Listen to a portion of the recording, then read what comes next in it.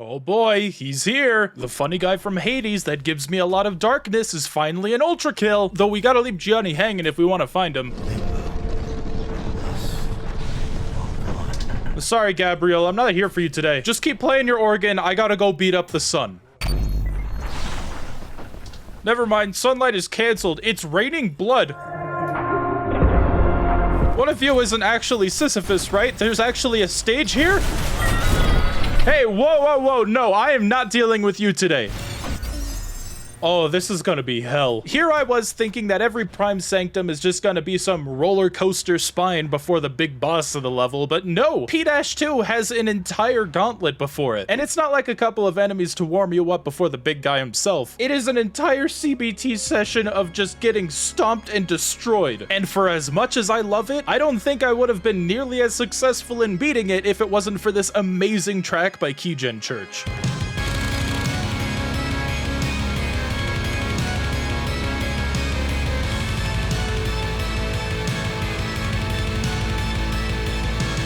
It is the musical love child of Castlevania and Doom, and I love every minute of it. Mostly. When listening to the track outside of the game, the mixing felt a little awkward. It feels a little muddy almost, and the bass is overpowering a lot of the track. But after listening to more of Keygen Church's stuff, this just seems to be their style. It's not a deal breaker at all, far from it. His newest track for the game, Ultra Church, has been incredible for the Cybergrind update, which introduced us to a brand new pistol variant, but I'll talk about that after we get serious.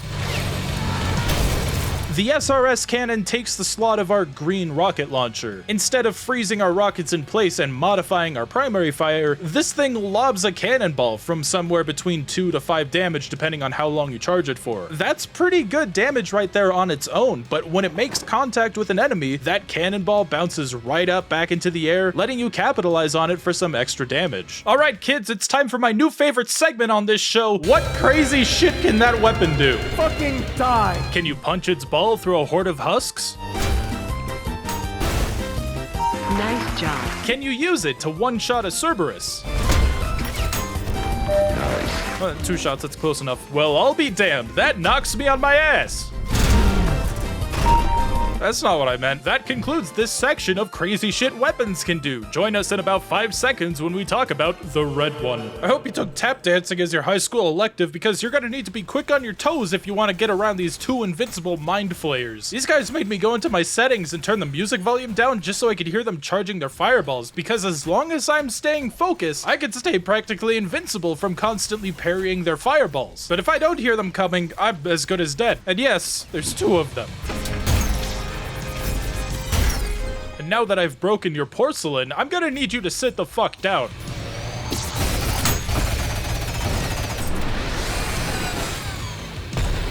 The dancer's natural predators, the industrial power drill. Oh, you gotta be kidding me.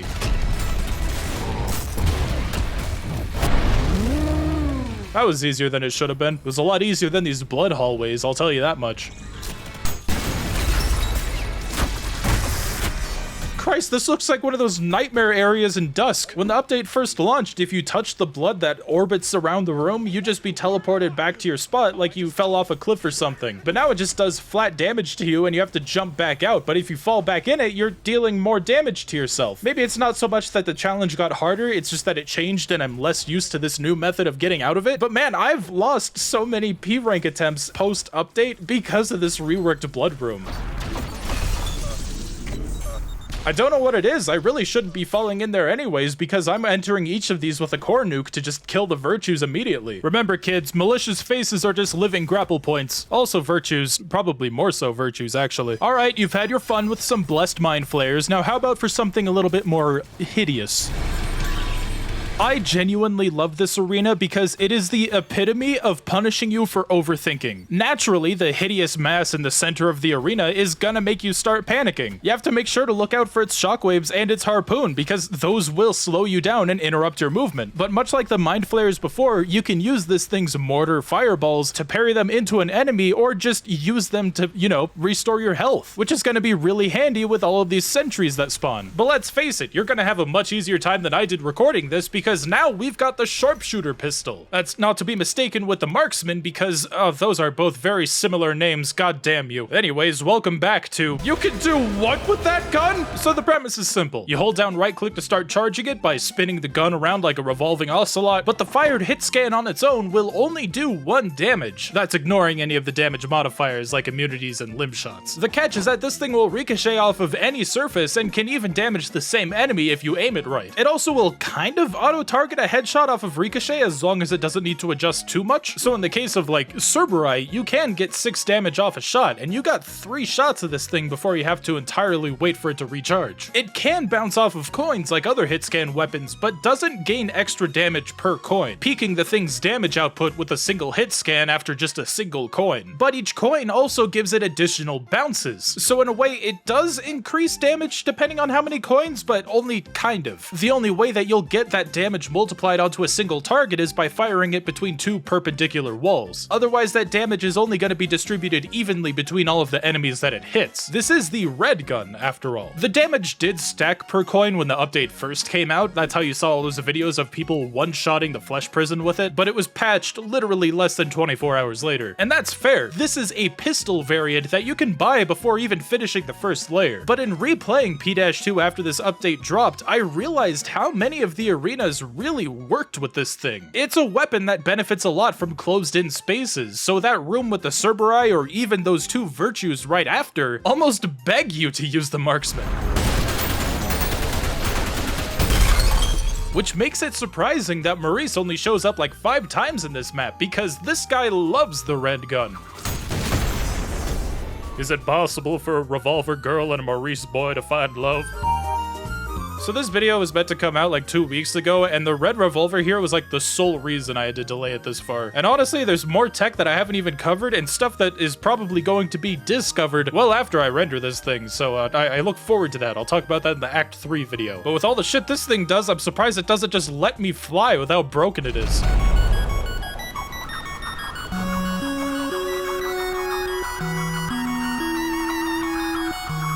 Oh my god.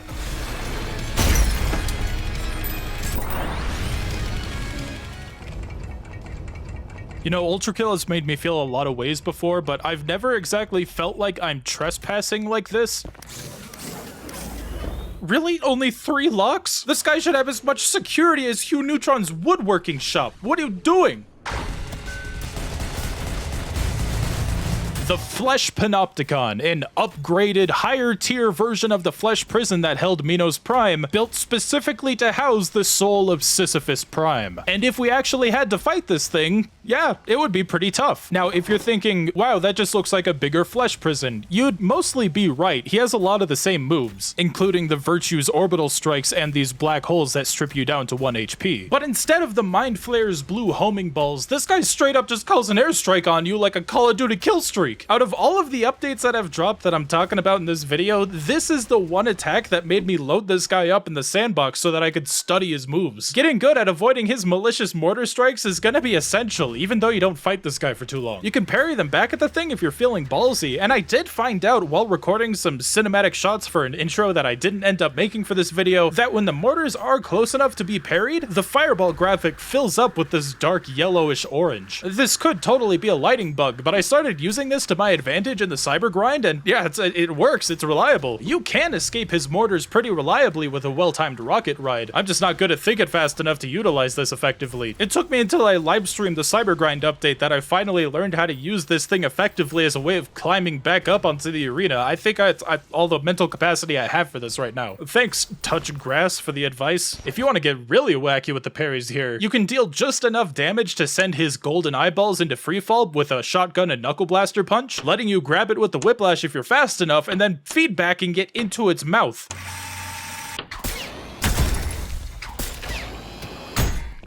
This isn't at all worth it. It does not deal a lot of damage, but fuck does it feel cool. And what else is Ultrakill about than just going over the top and feeling like a badass? There is so much happening right now!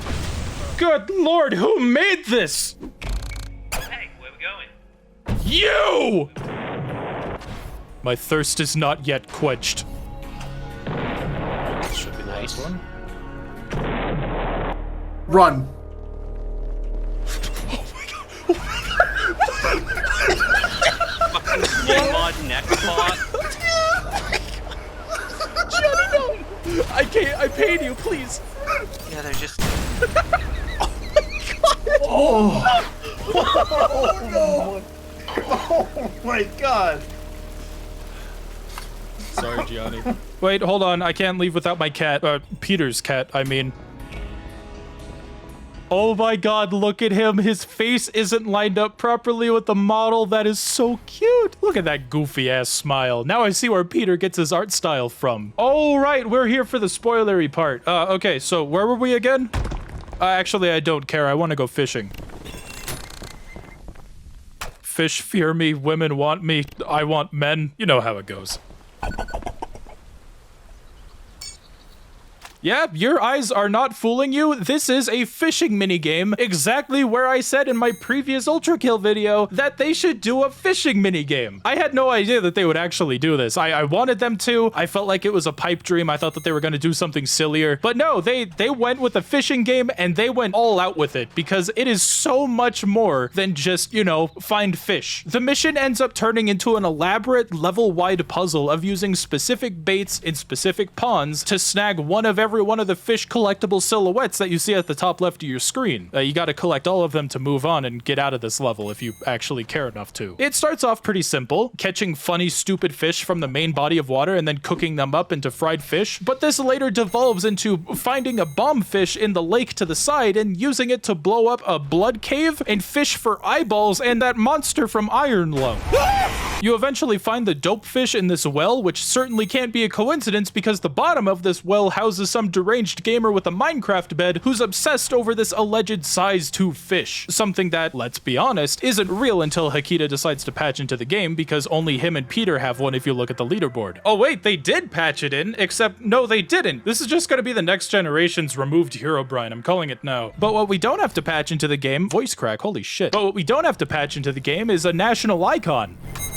The Codex officially acknowledges this as the IKEA Blahaj, which, if you know, you know. All of this culminates in a Windows Movie Maker congratulation video where V1 is giving a thumbs up emoji that legitimately cracked me up for longer than I'd like to admit.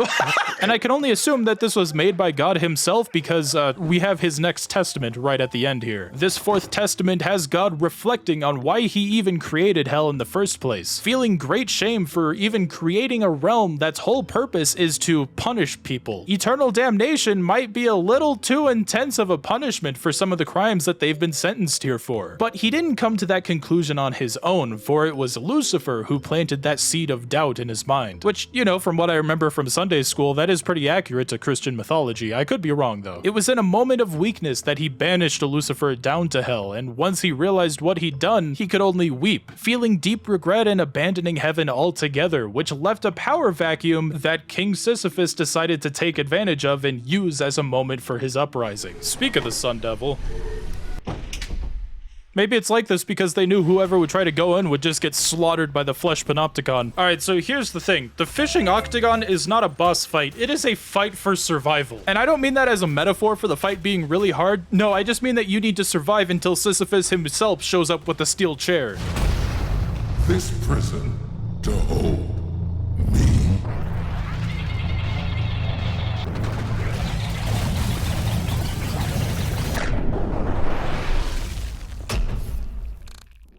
Oh, he's bald! So he's actually not supposed to have a head. This is because I turned enemy silhouettes on so that I could see shit easier. The side effect is that, Chrome Dome. The kingdom of heaven has long since forgotten my name, and I am eager to make them remember. However, the blood of Minos stains your hands, and I must admit, I'm curious about your skills, weapon. And so, before I tear down the cities and crush the armies of heaven, you shall do as an appetizer. Come forth, child of man, and die. Dude, if you thought that Minos Prime was hard, then, yeah, this guy's gonna be a little hard for you. Sorry, champ. Sisyphus Prime, our second Prime Soul. 200 HP divided into 2 phases where, much like the second phase of Minos Prime, he becomes a lot tougher and on violent difficulty, gains infinite stamina and a full beard, just like the completionist in his intro, going full gamer mode. It may look like he's got a nuclear comb over, but I mean, it's better than anything I could grow. Why does my beard look like pubes? His fight theme is incredible. The track's called War. If you were to ask me what I prefer between this and Minos' theme order, I'd probably choose his. I think that order is a much more appealing track, but that's because it uses motifs from Lust, whereas this one uses motifs from Greed, which just doesn't have as good of a soundtrack in my personal opinion, but it still uses those motifs incredibly well for an excellent boss fight theme. And I won't lie, this breakdown about 2.5 minutes in is really close to swaying me over.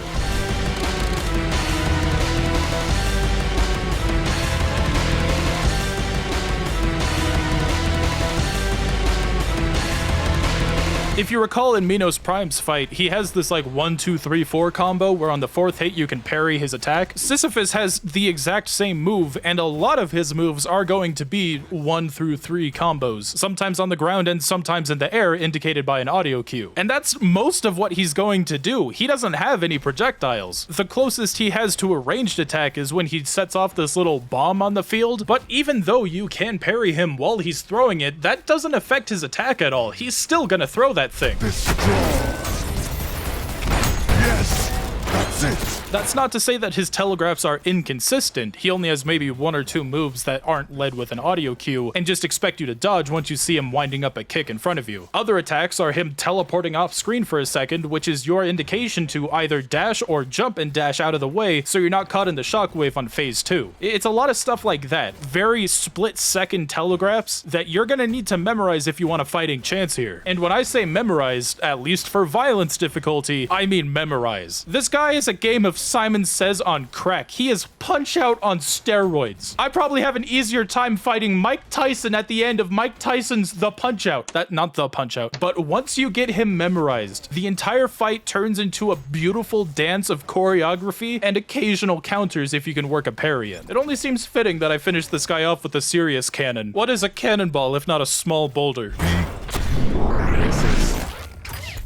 Spare parts and Alright, I recorded that part after the fact and I forgot to set Chrome to not be picked up by Shadowplay when I was recording, but if you think I've got to re-record that fight just to get some small tidbit of audio out of there, go fuck yourself. It's Vinesauce Joel, I listen to him while I work, okay? I need to check your bottle. So concludes the life and times of King Sisyphus. A fitting end to an existence defined by futile struggle. Doomed from the very start. And I don't regret a second of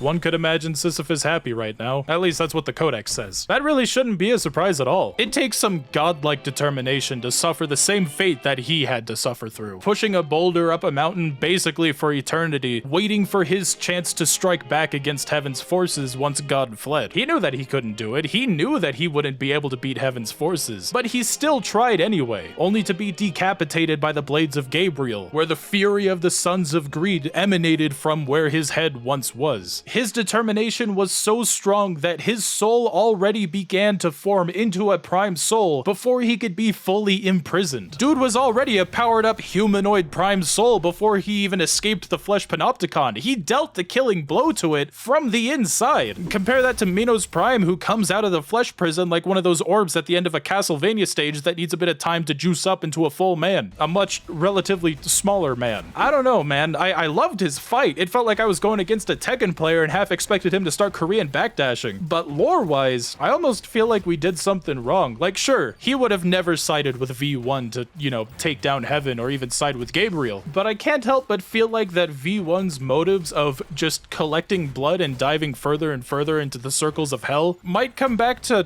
bite us in the ass. And I cannot wait to see how that plays out, as depressing as it might be. But you know what cures all depression? Cats. eager to make them Get him, my babies. hero.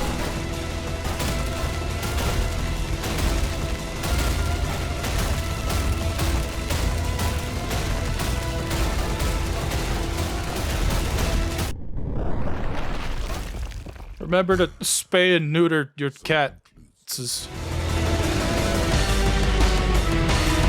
Hey, you made it to the end of the video. That must have been hard. While you're here, consider checking out my Patreon. If you pledge at $1 a month, you get your name listed on the side, and if you list 10, you get your name shouted out on the next video that you subscribe after. Just like new members like Neon the Realistic Porcupine and Scarecrow443. If you've got some time to kill, check out my podcast. It's with me and my buddy Golden Bolt. You won't regret it. Well, you might, but that's okay. See you guys next time.